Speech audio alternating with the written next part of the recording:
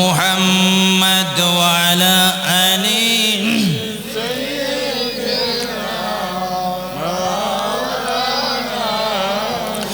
জারুসিলা হলাম ফয়দা তিনি সোনার মদিনা নবীজিকে না দেখায় কয়বর দেশে নিয়েন না আল্লাহুম্মা সাল্লি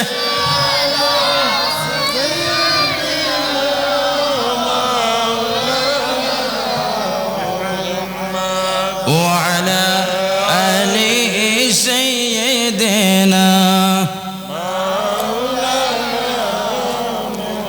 দেখেন ইহুদির মেয়ের বিবাহ আর আমার নবীর মেয়ের বিবাহ কদ্দুর বেশ কম। সুবহানাল্লাহ বলেন সুবহানাল্লাহ। মদিনা শরীফ একটা বিবাহ হচ্ছিল এক ইহুদির মেয়ে, জোরে বলুন কার মেয়ে? ইহুদির মেয়ে। অথচ মদিনা শরীফ আমার নবীর মেয়ে ফাতেমাতুজ জোহরা তখন সেখানে ছিলেন। সুবহানাল্লাহ বলেন সুবহানাল্লাহ। তিনি সেখানে ছিলেন। কথাগুলা বুঝবেন, যারা পিছনে আছেন একটু সামনে আসেন, সবাই একটু সামনে আসেন। ইহুদির মেয়ে বিবাহের প্রস্তাব দেখেন কেমন। ইহুদি কোন মেয়ে? ইহুদির মেয়ে, অথচ দৈনিক 3 বার সকাল সন্ধ্যা বিকাল দুপুর আমার নবীর মেয়ে ফাতেমার কাছে আসতেন। সুবহানাল্লাহ বলেন সুবহানাল্লাহ। অথচ ফাতেমা হচ্ছে মুসলমান, কথা বলেন ঠিক কিনা? আর ওই মেয়ে হচ্ছে কি? ইহুদি। আওয়াজ দিবেন, ওই মেয়ে কি? আসতেন কার কাছে? জোরে বলুন না, কার কাছে? বলেন। হেদায়েতের মালিককে, ইজ্জতের মালিককে, সম্মানের মালিককে, বেজ্জতির মালিককে? আল্লাহ আল্লাহ। ফাতেমার কাছে আসতেন ইহুদির মেয়ে, দৈনিক 3 বার আসতেন।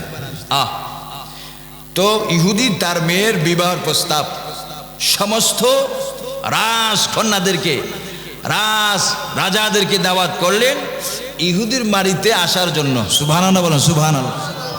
অথচ কোন মেয়ে? যেই মেয়েটি দৈনিক 3 বার মা ফাতেমার কাছে আসতেন। সুবহানাল্লাহ বলেন সুবহানাল্লাহ।